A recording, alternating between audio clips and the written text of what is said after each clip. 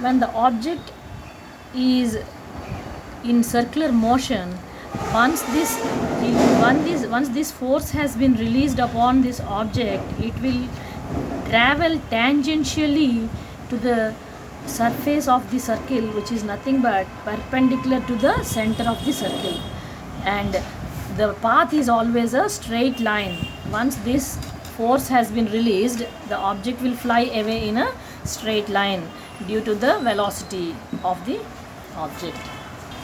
And similarly, while throwing a hammer bolt or a discus, the athlete himself turns around himself, rotates and releases the point of control over the disc, and the disc will fly away in a very straight line and lands in some other part of the field.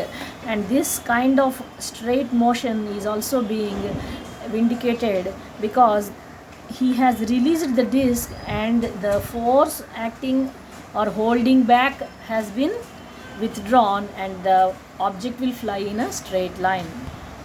And an object starting from this point again reaching the same point with a constant speed will have magnitude, whereas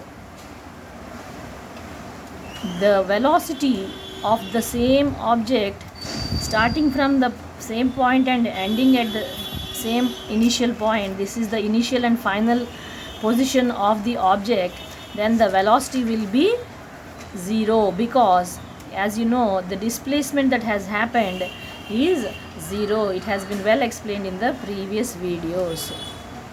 Therefore, velocity being displacement by time, it would be 0.